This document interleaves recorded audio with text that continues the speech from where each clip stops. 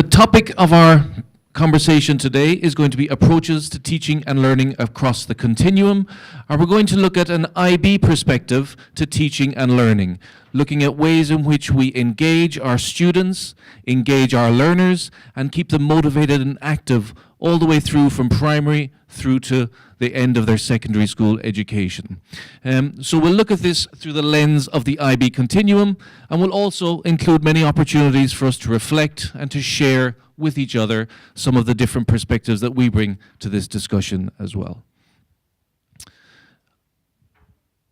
The whole area of learning and education is obviously of vital importance as we look to the future in equipping our students with the skills necessary for success in an ever-changing world. Many research studies and many think tanks around the world are really trying to define what it is that our students will need to succeed in a world that we cannot yet know what it looks like. This graphic here is taken from the Institute for Future Learning. It's a couple of years old now, developed in 2011, but it highlights some of the key drivers for educational change that are taking place in the modern world. Rather than trying to anticipate the types of jobs our students will have into the future, it tries to anticipate the key changes that they will experience and the key skills that will be needed for them to have success in the future world of work as well. As you look through this, you can see many key areas which I'm sure will resonate to you from your experience and from your research, whether it be transdisciplinary learning, the different types of thinking skills, social intelligence, and the collaborative and emotional skills to equip our students with for moving forward as well. Obviously, other organizations are also working on this as well. And here we have the OECD Learning Framework 2030, which is trying to frame the ways in which the education systems can be designed and developed to help equip schools, educators, and students with these ways to address future needs. Again, you'll see a link here not only with knowledge and the content of learning, but also the types of skills, such as critical thinking, social and emotional, as well as the attributes and competencies that they will need to develop as holistic learners ready for success in the world. So while there's many questions being raised now and by different agencies and different organizations, we really want to look at the foundational pieces that underpin all of these in the IB context and in the IB education. The IB offers a continuum of education starting in the primary school years all the way through to the diploma program, and it's founded on three kind of core pieces which unite all of the learning. All of this is informed by the IB mission, and the IB mission, as we know, talks about making a positive change in a globalized society, of developing lifelong learners. We identify 10 foundational attributes, which we call the learner profile, and these are the different cognitive dispositions as well as effective skills that students will need to develop into these global learners for the future. All of the programs are united by standards and practices, which is a kind of a framework for schools to implement these and to frame the teaching and learning experience within the school context. At the heart of each of the various programs that we offer, you will see situated the learner, represented by the learner profile. Working out from this, we will see some common areas that we will look at now as we move forward, specifically in the areas of approaches to teaching and approaches to learning. Obviously, there are developmental differences, and the ways in which these are expressed are different as students move from the primary years through to the middle school and through to post-16 education.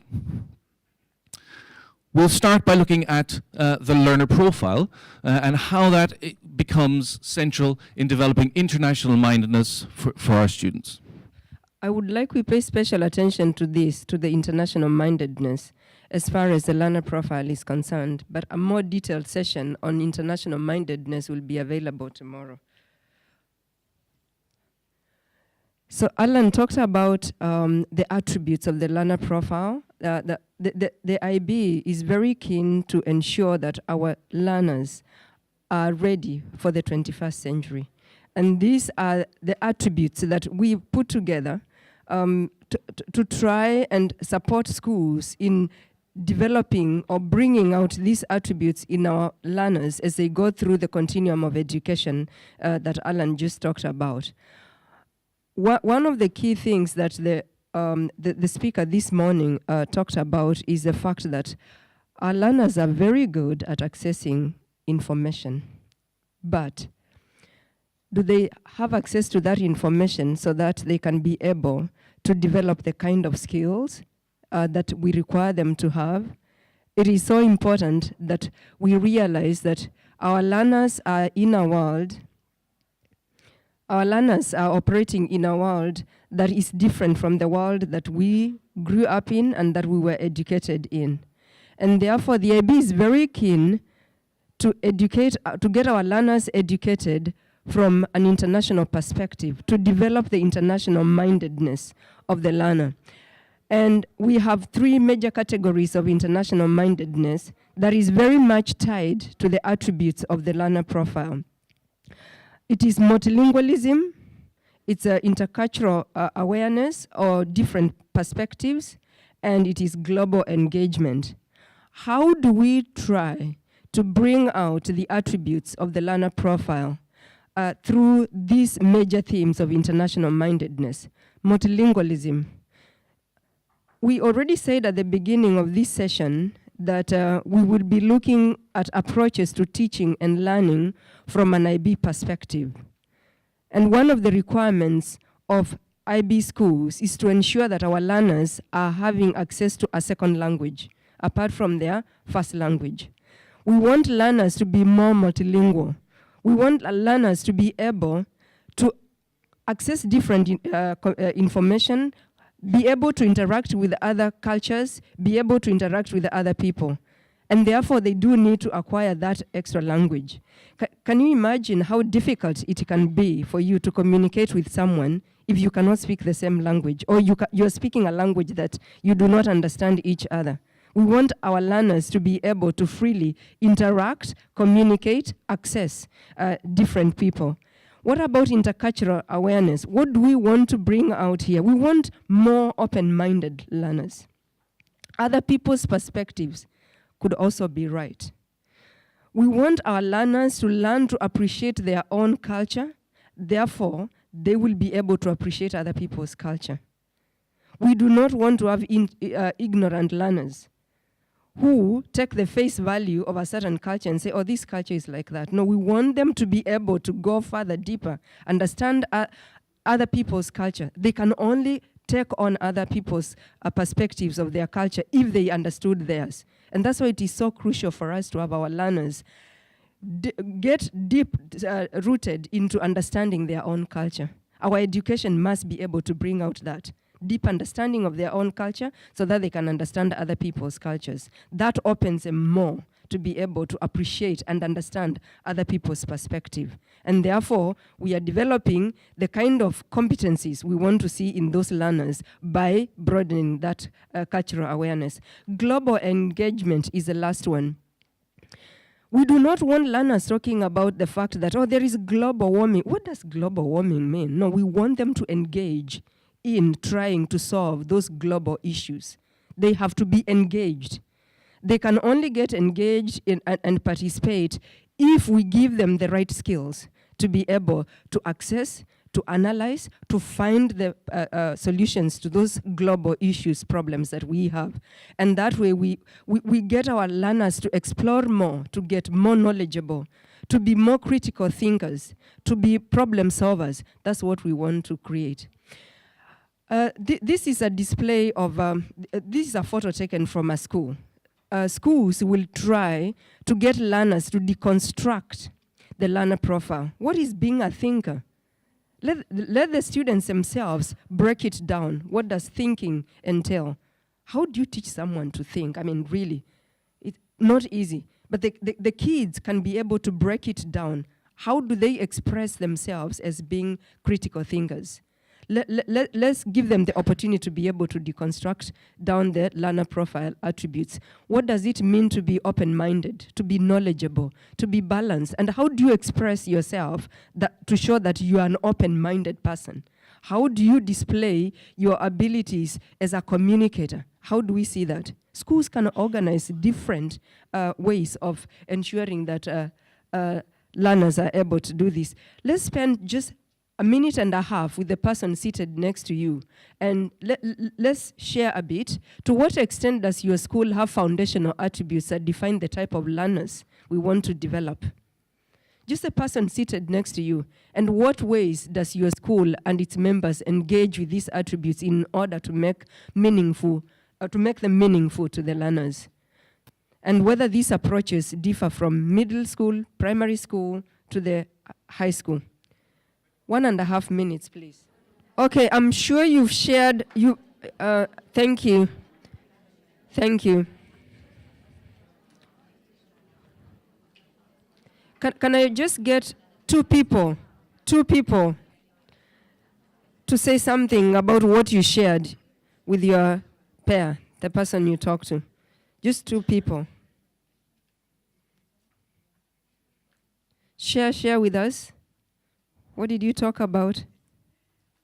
Yeah? As a teacher already, when we kind of build our units, we think about these problem solving and research skills and critical thinking tasks, and just making sure that the students understand the depth. We want them to look at these tasks with us. So this is like the final product, and also the one we have in mind before even we start our teaching and learning.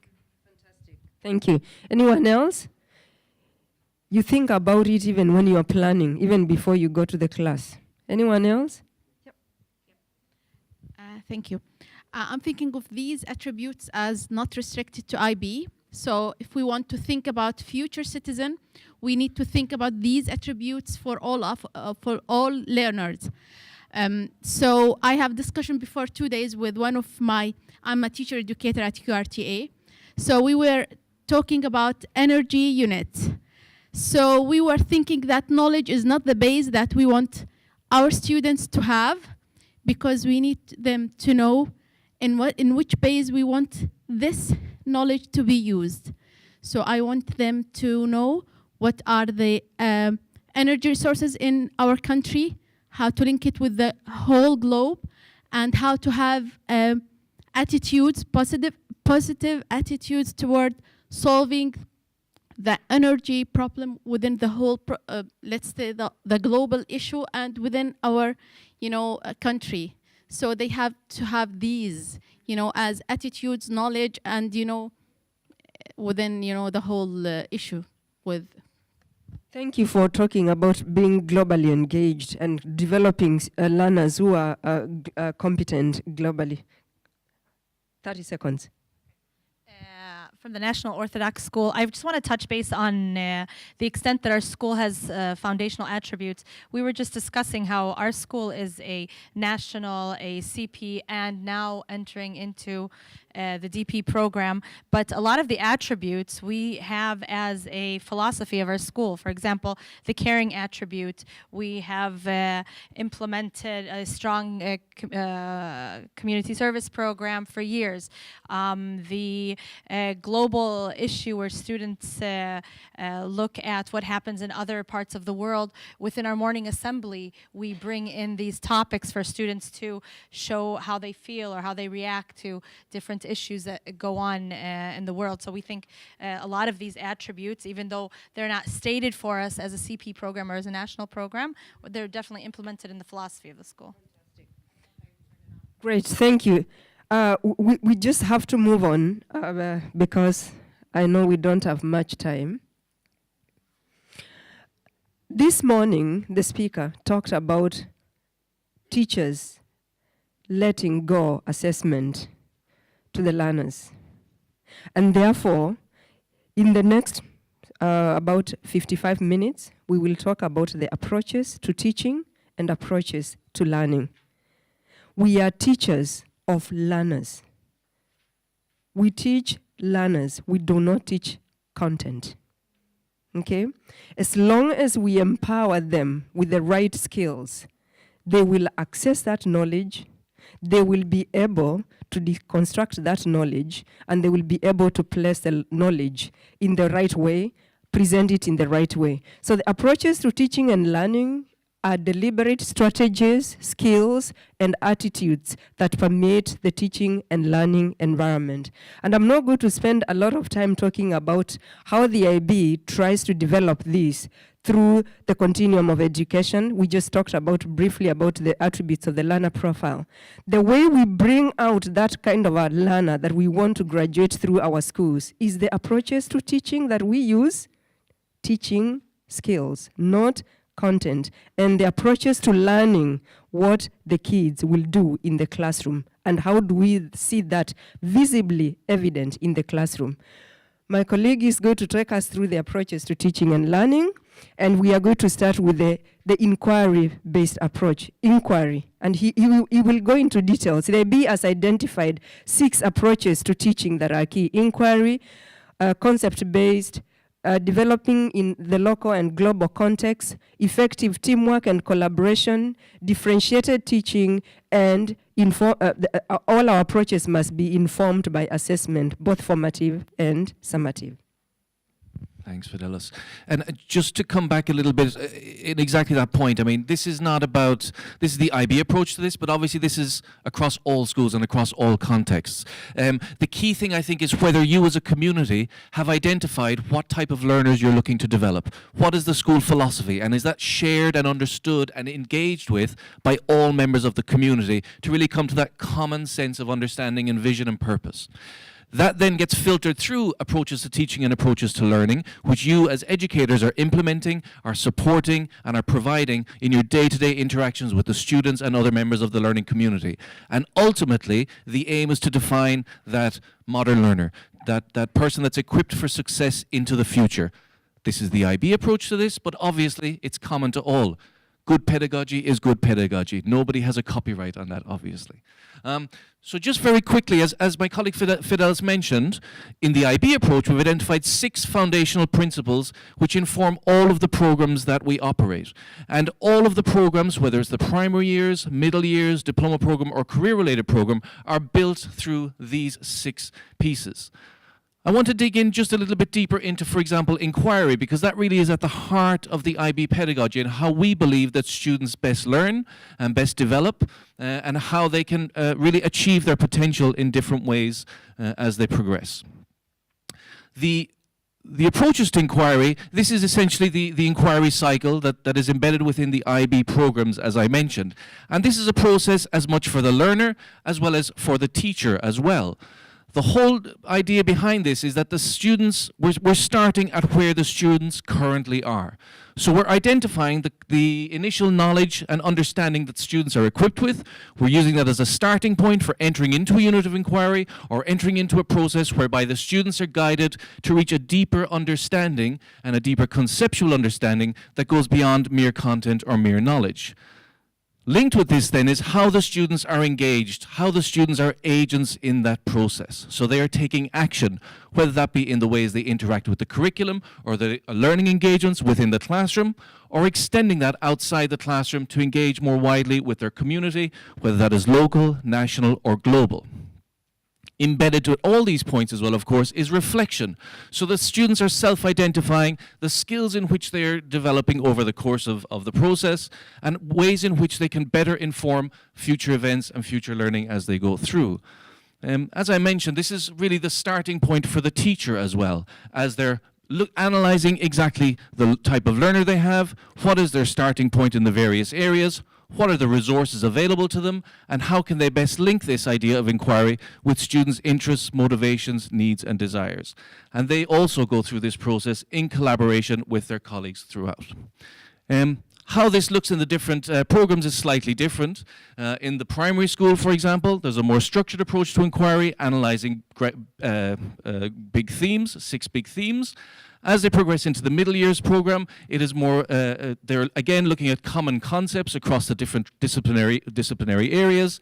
And as they move into the diploma program at post-16, they're engaged in more independent research linked perhaps more to their disciplinary areas and looking into their future areas of study and of work.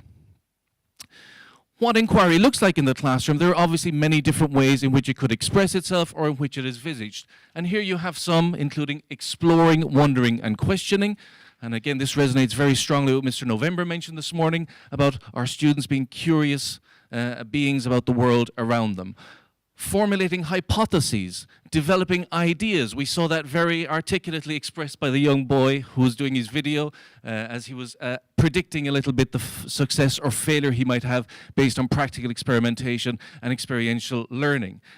We see this here again about making predictions, collecting data, solving problems. Again, these are areas that will hopefully resonate with you from your classroom practice as you look to structure your students' learning to push them beyond and drive them to deeper understanding. Just to take a brief moment on that, again, with the partner sitting next to you, with the person sitting next to you, thinking about inquiry, think about what inquiry might look like in your classroom or in your context, please just share with your partner beside you very briefly, is it important or why is it important to ask our students to engage in inquiry? Why might this be important in the learning process? And also, think about the last lesson that you taught, or a recent lesson that you taught or observed if you're an administrator.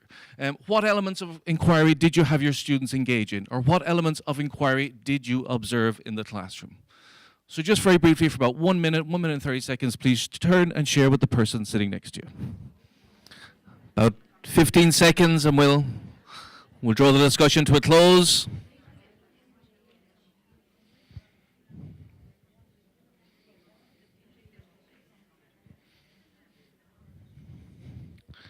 Would anybody like to share any comments or reflections, particularly on the first piece about why or is it important to engage our students in inquiry? Thanks for sharing. Okay, I think that honestly it's not just about the lesson, it's about the student. So if even we had the most amazing lesson, most likely they will forget about it. But if we focus on the skills, then the students can transfer what they practice inside the classroom into their lives. And this is how we truly can make a difference in their lives. Absolutely, that transferability of skills across different contexts, highly important. I think also this is very important to have meaningful learning, because when students start to inquire, they will start to relate to this information. And they will start to become interested maybe in it, and to find sense in learning it. And unless the students start doing that, they will never learn it the right way. Absolutely. That whole idea of being active learners, of engaging their motivation, of finding their passion, finding their inspiration, and having them capture that and follow that. And as you mentioned, outside the classroom and beyond the classroom as well. And I think that's the key and secret of lifelong learning. And that's ultimately what we all aspire to as educators and as human beings in a global society. It's about developing those lifelong skills, finding those lifelong passions, because that's how we really move and make a difference in the world and into the future world as well. Just some of the research, and we know this is based obviously on research as well, and there's many studies and many findings into why an inquiry-based approach is appropriate and supportive of student learning and developing them in a holistic manner. This particular piece comes from the OECD in 2010, The Nature of Learning, Using Research to Inspire Practice, and they highlight some of those key drivers behind inquiry-based approach. I think what resonates particularly for me is apply knowledge to real-world problems. And this is what the gentleman was sharing about taking the learning beyond the classroom, making it real and applicable in their daily lives. Nurturing communication, collaboration, creativity, and deep thinking. So again, engaging with them in what motivates them and really driving that deeper understanding and driving them to further levels of understanding as well. Of course, there's a caveat in this as well, because it's not an easy process to structure inquiry in a way that will reach these objectives. Inquiry can be messy at times. It can be, as Alan November intimated as well, it's almost a sense of release of control in a sense, because you don't, as a teacher, now know where the learning will drive to as well. So it's highly important that we focus, when we're doing inquiry, on doing with understanding rather than on doing for the sake of doing. And of course, this speaks to the key role that the teacher plays in this process as a collaborative member of a community which is shaping and framing and supporting the inquiry process of their students. Of the other piece as well, which is again relating back to our approaches to teaching, the whole idea of assessment. So thoughtfully structured assessment, supporting the ongoing development, allowing us to reflect, to identify strengths, to identify when it's reaching its outcomes, and also to modify, correct course as may be as well. And this assessment obviously is not just from the teacher perspective, but student perspective as well, as they monitor and assess the ongoing development of their learning and of their understanding and of their inquiry. Ultimately, arising out of the inquiry, oftentimes we find this idea of student action. In the IB program models, you'll see this here where we have our approaches to teaching leading out to action in all of the programs in some description. So in the primary years, we talk about student action, and that's really embedded in their daily interactions, how they're going about structuring their inquiry and developing that understanding beyond the classrooms. In the middle years, we talk about student action and a particular form of action, which is service. So service is action as well. How we engage with the needs of the local community. How we identify ways that we can interact with, support, and develop approaches to supporting the community through that experiential learning approach. In the diploma program, we have creativity, activity, and service. And again, it's that idea of engaging with the local community or the world community, identifying issues of global importance, whether that be through areas of sustainability, of political challenges, social interactions with partners and colleagues, and developing ways to address that also. In the career-related program, which is also offered at 16 to 18 years, here we have a particular approach called service learning. And this is where students engage in areas of, for example, social entrepreneurship, where they identify specific needs within their community and work collaboratively to create solutions for that as well. We get some very heightened examples of this in areas or deprived areas or areas where a specific need is identified and students are engaged with that to take meaningful action. So throughout the continuum of IB education, inquiry leading to action is represented in different ways at different stages, but it's ultimately central to all of the approaches that we have. This idea of inquiry starting from the starting point of the learner, of course, leads us to look at differentiation in a whole new light as well. Obviously, differentiation allows us to identify the starting points for the students and support them in accessing the curriculum, accessing the understandings, and drive those deeper understandings moving forward as well. Differentiation also takes into account different aspects such as language ability or different learning styles that students may have as well. And we in the IB have 4 different pillars on which this is learned. This is represented.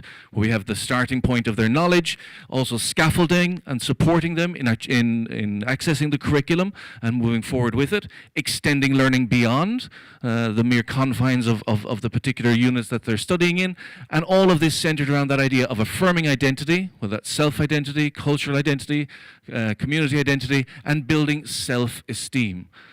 Because ultimately, without this element, then our learners are not really equipped for success as they move forward. So those are some of the kind of snapshot of some of the approaches to learning that the IB adopts in its various programs. We won't go into them in too much more detail now because I am very conscious of the time and where we have quite a bit more to get through. We'll have a look now at the approaches to learning. So we've talked about the 6 foundational approaches to teaching which underpin the IB approaches to pedagogy, but we also have identified 5 core skills that we believe students need to be equipped with in order to become successful lifelong learners. These, as I mentioned before, will probably resonate with many of you as well as being at the heart of what really we look to develop in our students. We've got thinking skills, so we've heard mentioned again from the presenter this morning, this idea of critical thinking, of critical engagement with the world, of being able to reason and develop rational approaches to knowledge and to knowledge sharing. Communication skills. So obviously from an IB perspective, we look at things like the constructivist approach, where collaboration, communication across cultures as well, communication across languages and different forms of communication, whether it be linguistic, non-verbal, digital communication in the modern age, etc., etc. Self-management skills, obviously when we look at the inquiry cycle, that whole idea of self-management becomes critical also. Not just in terms of managing process, in terms of approaching things like timelines, organizational skills, things like that, but also in terms of self-management of emotions.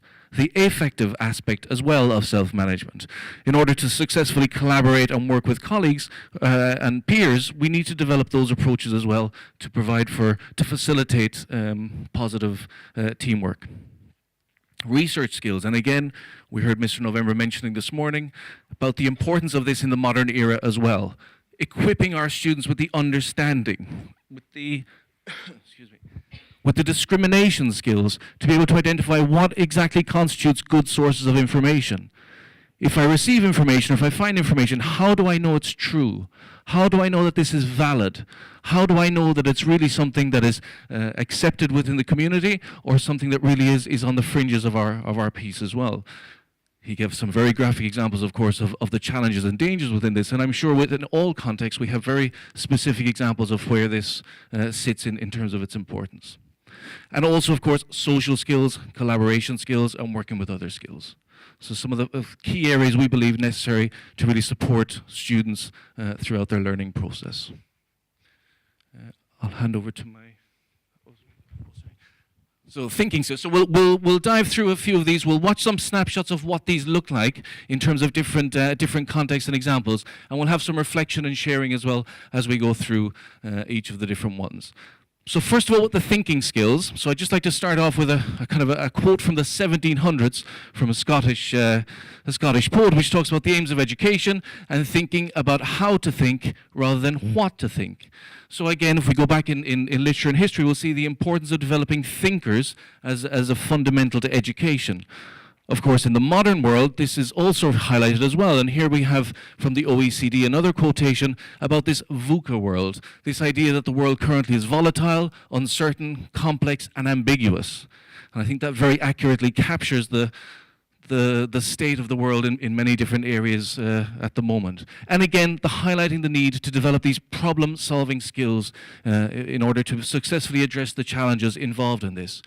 It's absolutely impossible to predict what type of world our students will be faced with, what type of jobs they might be involved in, but it is possible to predict that they will need specific skills in order to address those as they move forward as well.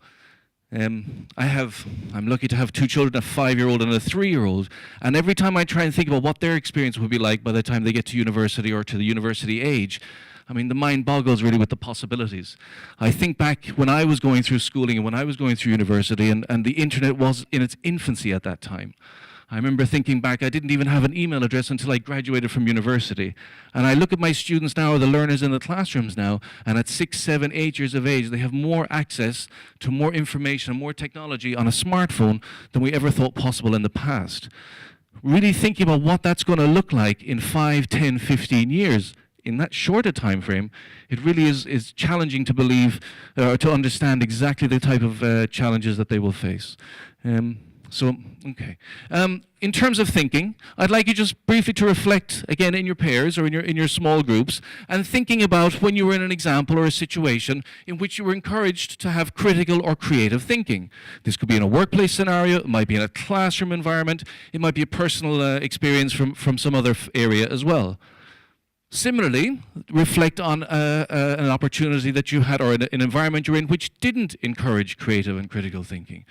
So unfortunately, I'm sure we have many examples of this as well, whether it's from our current experience, whether it's from our past educational experience, and I suspect that resonates with many, I know it resonates with me, and then try and identify, so what was it about this situation that either encouraged the thinking, that promoted that thinking, or similarly that inhibited or blocked that thinking as well.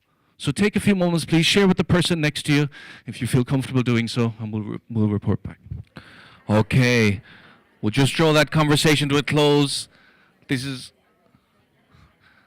obviously not what we want to do in our classrooms, cutting off student conversation dialogue. But unfortunately, I am very conscious of the time and moving forward as well. So, in your conversations and dialogues, rather than getting some feedback, because we're going to watch some videos in a moment, but you know, here's some of the common inhibitors that we know from research and from various situations about how student thinking, or indeed any kind of person's thinking, is blocked, and some of the inhibitors there are towards that as well.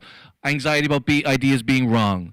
And this again in the morning session, where that whole idea of failure not being a negative, but failure being a step on the journey to learning as well. And I think really inculcating that in our students, that it's okay to be wrong, provided you can identify, reflect on, and use it as an opportunity for future learning moving forward.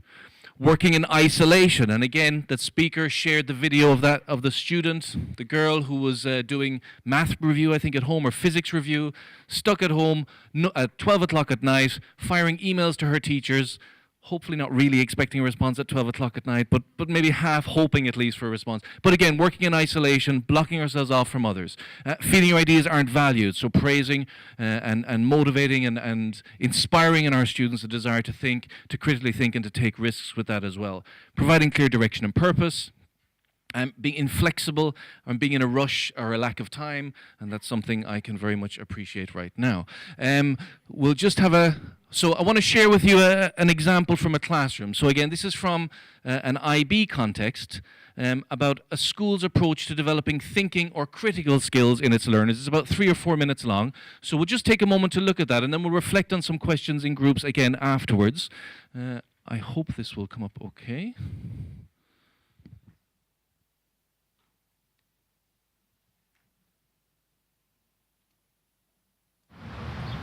The United Nations International School is the original IB diploma school in America. We attract students from over 140 countries, and we're a K-12 school.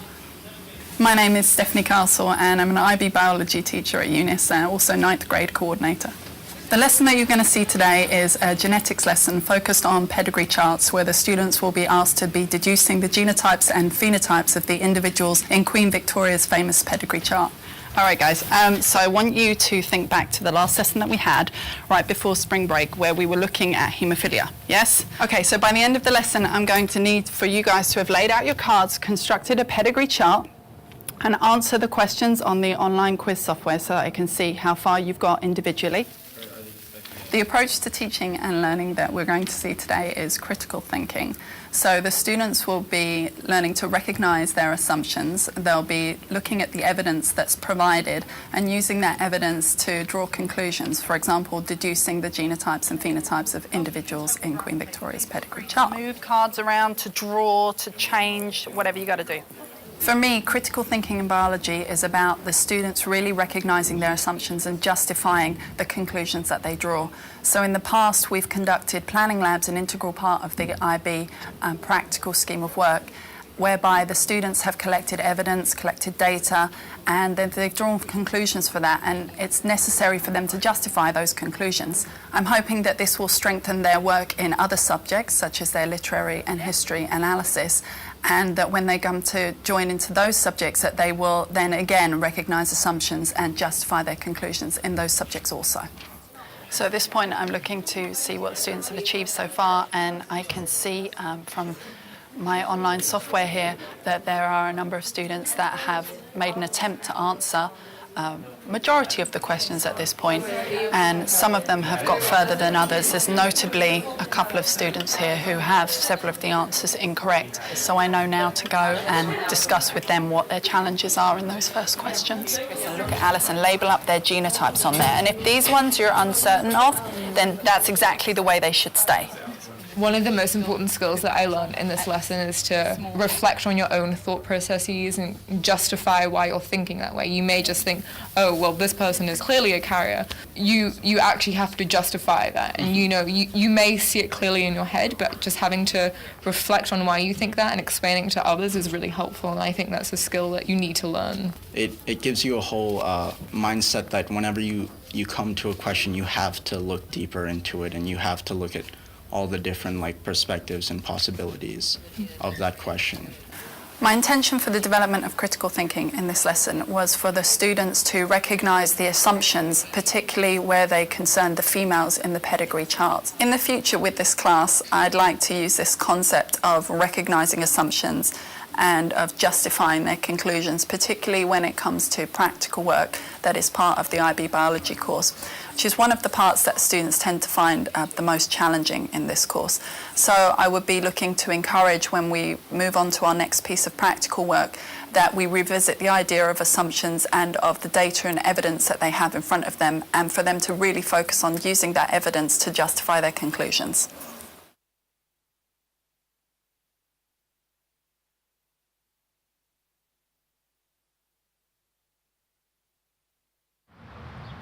The United Nations International School is the original IB diploma school in America. We attract students from over 140 countries, and we're a K through 12 school. My name is Stephanie Castle, and I'm an IB biology teacher. But asking students to justify or to identify assumptions, justify their reasoning, and that whole idea of reflection, assessment, using technology to get an understanding of where students are in their learning process, and then supporting, collaborating and working with them to address any shortcomings or any lack of progress they may be making. And of course, as we're doing this, that whole approach to questioning skills and asking the right questions becomes key in driving students on to the next stage of developing those deeper understandings underlying. Ron Richard from Project Zero, has kind of classified or given a topography or hierarchy of questioning in terms of review, used for recalling knowledge, procedural, looking at the processes and ways in which we construct things, generative for exploring topics and giving more open-ended pieces, constructive, again, for making connections and links across areas and disciplines, and facilitative, where we're looking for elaboration, reasoning, providing evidence, justification, etc. Okay, so I'll hand over to my colleague now, to Fidelis, to talk about communication. Communication.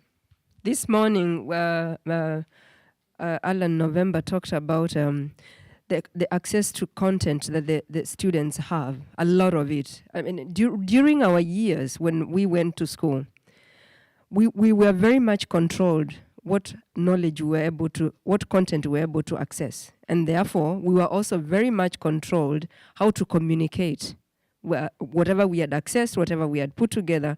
After the thinking skills, and the kids are able to analyze a number of things and are able to justify their conclusion, they do need to communicate.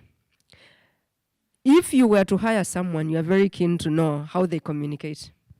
Orally, how they can write, how they will represent your organization, how they will be able to present ideas, what kind of language they will use. Are they the people you really want to send there to go and represent you? And we've picked from a few of the examples, the National Association of Colleges and Employers 2010 and the Corporate Recruiter Survey that talk about the top key skills that they want to see from people that they're interviewing or people they want to recruit, is how they communicate both orally and in written. But if we never learned how to, as employees, if we never learned how to do that, if our teachers never gave us the opportunity to be able to communicate well, what happens? We don't fit in the labor market. That's why we have so many people educated yet cannot be employed, because our employers have become very selective. So communication skills. How do you communicate the message appropriately for different purposes? Do you remember this morning Alan November talked about how horrible teachers we could be for fast learners? We assume so much, but for fast learners, it becomes more difficult for us to access them. How do we communicate? Speaking and writing. How do we communicate in written, in speaking? Do we enable our students have the skill of being able to interpret different texts and interpret them the right way, take the appropriate approaches? Are we able to give our students the opportunity to sustain arguments and therefore communicate to the examiner, communicate to the person they're trying to reach to? What about presenting complex ideas? Have you ever been put on the spot to present something that is very complex? No one taught you these skills. We have learned. I think we are actually better than our students because we were never given the opportunities that they're given, but we are able to do it. And communication also involves listening effectively. And it has to be non-verbal as well as verbal. The eye contact. Nowadays, a lot of employers actually do recruit virtually. So they want to see you on the screen. The way you communicate in your body language is different when it is face-to-face or when you're on screen. Or when you're actually just talking to a screen and the person interviewing you is going to listen to that later on, that video. We have to really equip our students with all these forms of communication. We are just going to spend a few minutes looking at this example from another school in Singapore, how they give their kids different opportunities to become better communicators. I think what interests me most about approaches to teaching and learning is the fact that this prepares students not just for exams, but also for what comes after exams. So, for example, if we're looking at communication skills or research skills, it's not just examination ready. Here at Tanglin, one of the things that we do is use these skills all the way down to year 7, to year 8, not just for the IB, which means that by the time they get there, their confidence is much, much higher. So it's all about lifelong learning, not just about exams. Today we're focusing on communication skills. This is an English A IB literature class. They are in year 12. We've been studying A Streetcar Named Desire for the last few weeks, and we're just moving on to Who's Afraid of Virginia Woolf by Edward Albee. Okay guys, good afternoon. Today we are going to start with you using the areas that you've selected to tell me something about Martha and George and their relationship. So you're either drawing, you're painting, you're creating models, or you are doing as a beautiful piece of mime. So today we're focusing on the skill of communication. Students are going to be looking at non-verbal communication, working on interpretation skills and looking at how they view other students' work, not necessarily looking for the right answers. They're also going to be having a discussion on characters' relationships within the plays. So that's a paper 2 skill, preparing them for the exam. Now, the communication isn't only about communication skills in general life, it's also preparing them for the individual oral commentary, which is coming later on in year 13. So can we start with the group in the middle? Do you want to just get up and come and have a look? These guys are not going to be saying anything. It's about what we interpret. So they've communicated something with us, and let's see what we take away from it. So anyone want to start us off? What can we see about George and Martha's relationship? It looks very ritualistic in a way, which makes sense because of the second scene, which is called Walpurgisnacht, which is also a very sort of ritualistic occurrence where people go around a bonfire. The students responded positively to the lesson. They're quite a keen class. They like to do things that are a little bit different. So when we did the first task, the non-verbal communication task, they very much enjoyed getting their hands dirty with the paint, but also doing the drama activities. So what I want you to do now is we're going to have group 1 over here and group 2 over here, and you're going to have 5 minutes preparation time in order to get ready for your debate. Everybody okay? All right, let's go. Pure lust, pure affection.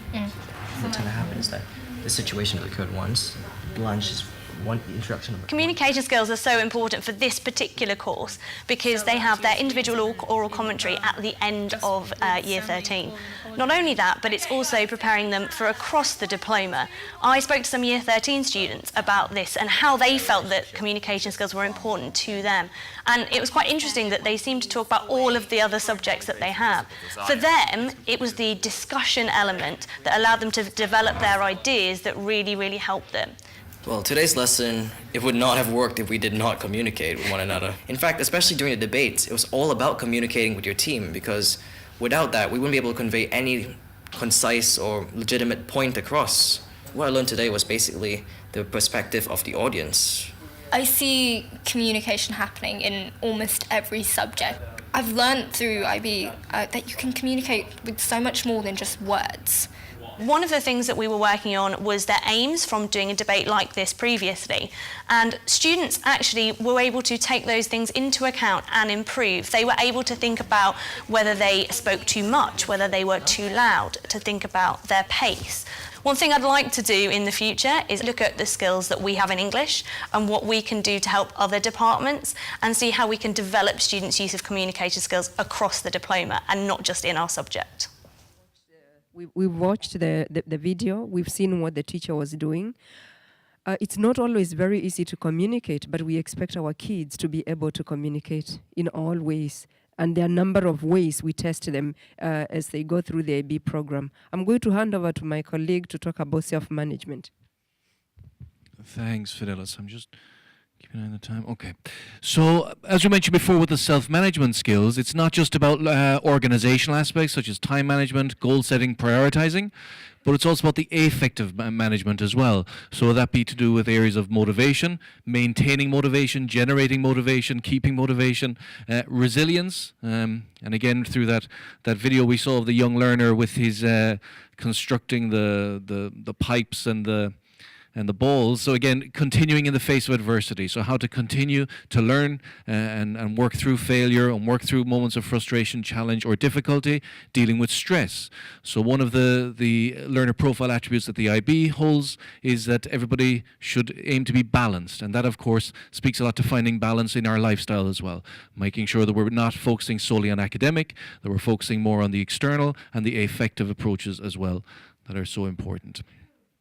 In terms of resilience, just very briefly, if you just share with the partner, what does resilience mean to you? So if you think of a person who you think best exemplifies being resilient, could be somebody that you know personally, could be somebody from media or somebody from the public sphere, and just share with the person next to you, what is it about that person that makes them resilient in your eyes? What characteristics, what qualities do they have that you believe best exemplifies being resilient? Okay, so we'll move on again. I'm sorry we can't really open up for questions or for feedback here just because of the time constraints, but hopefully with resilience some of that has resonated with you as well. The importance of developing that in our skills, the importance obviously in our own lives as well, being able to identify the characteristics that best support that and helping our students to identify that as well as a key element of their lifelong learning journey. We're just going to skip through some of the videos and comments now. We'll just move on to research skills, the fourth of 5. Thank you. Research.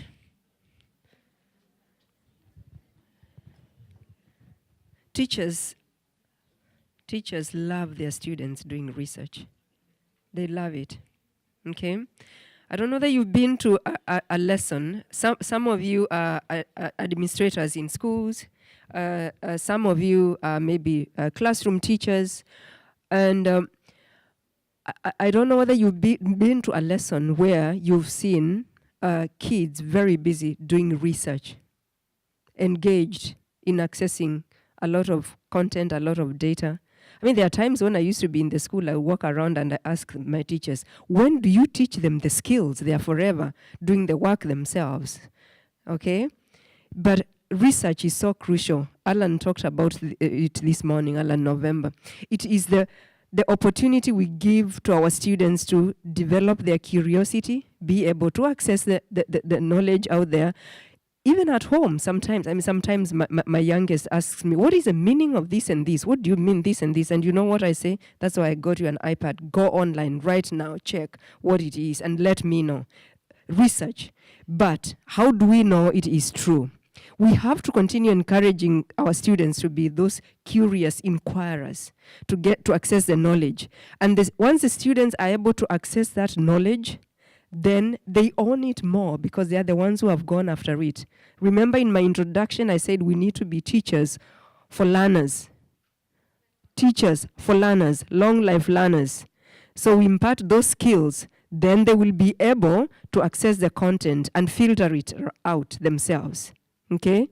Not teachers for content, because the kids have a lot of access to a lot of content. Yeah, of course we can refer them to the content and show them this and that, but if we have used this, we have imparted the skills, the kids will access the content and filter it themselves, because we are teachers for learners and we are teachers for skills.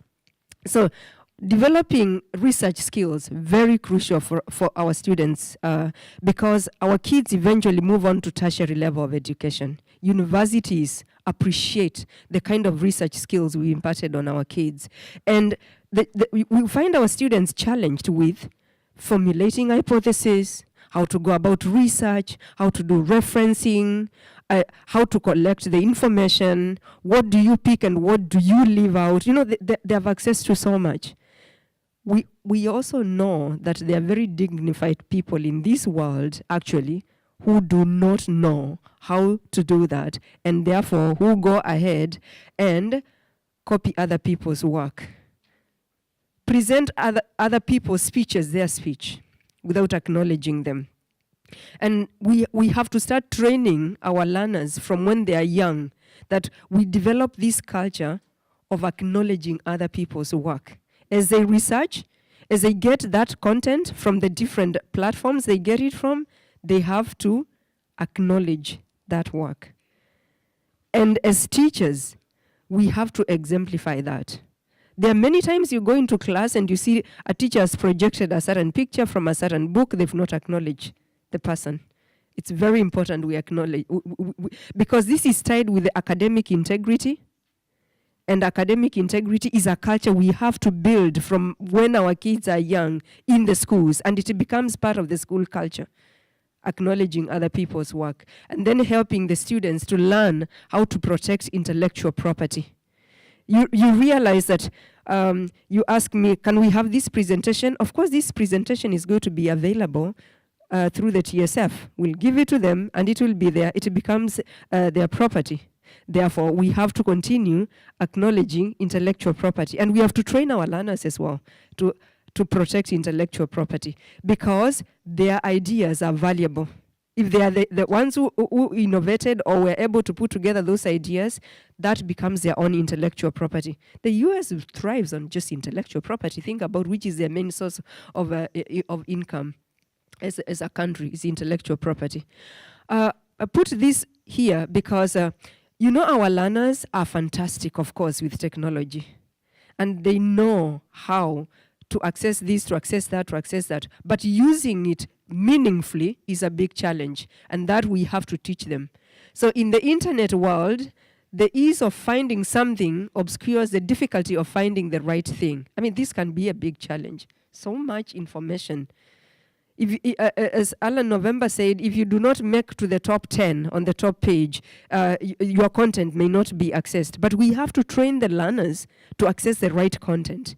So it is a skill of research that we are giving them. Do not go into research just trying to copy and paste or take people's work. Most students think of researching as putting keywords into a search box, which leads them to undervalue the importance of other methods of research. When we did our dissertations, probably we had to depend a lot on the print media. We did not have Google to help us, but Google is there. But today, we have to train the kids on how to use the Google as research. I'm not going to go into the video because I'm very careful with time, but just 30 seconds. Can you look through those questions? Just 30 seconds.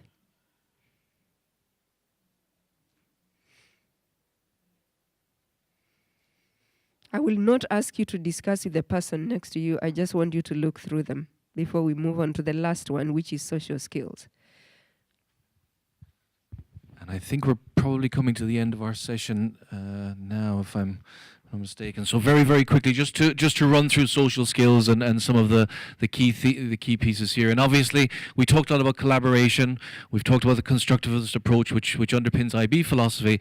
And obviously, as our students move into the world of work and into the world of future learning, collaborating with others, learning from, with, and for others becomes central to their student experience. In some of the videos that you saw there, you saw the ways in which students are questioning, justifying, reflecting on their learning in collaboration with others as well. And collaboration, of course, not just in the classroom environment, but across cultures, across countries, using digital media and other fora, as we saw in some of the videos that Alan November shared this morning as well. The active exchange of ideas, and that whole idea of student activity, student agency, actively connecting across different sets of understandings and data. I'm going to skip over this very briefly because I am very conscious of the time. I'm very, very sorry if we ran through a little bit quickly because of the late start. If there were any last questions before we draw the session to a close, we'd like to thank you for your time, attention, and participation, and wish you the best for the rest of the conference.